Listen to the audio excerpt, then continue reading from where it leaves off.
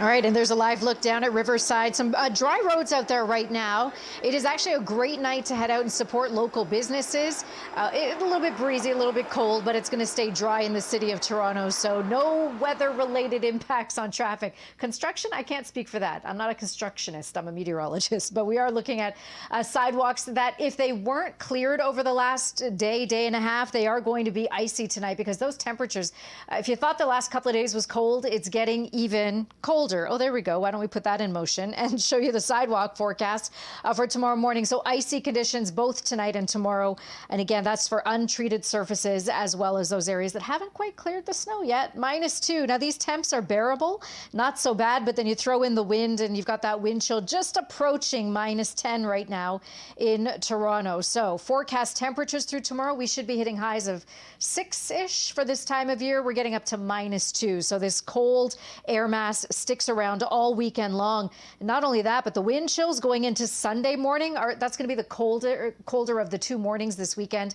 Around -14 is what it's going to feel like in London, -18. Could even see a couple of extreme cold warnings issued, or extreme cold warnings and alerts issued as well.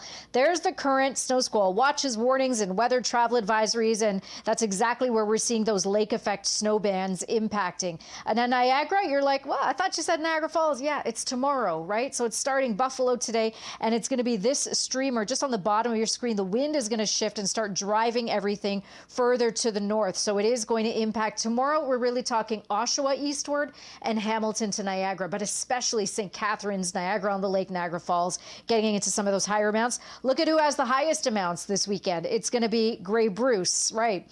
Over towards Owen Sound, 60 to 80 centimeters by the time this shuts off on Sunday. So there's your morning. We're talking about wind chills around, again, -7, but even colder as we go into the weekend.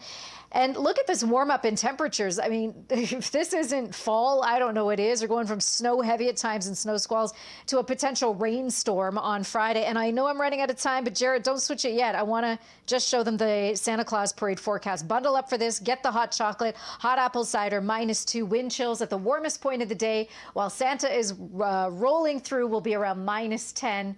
Could see some blowing snow at times, but I think that just sets the mood.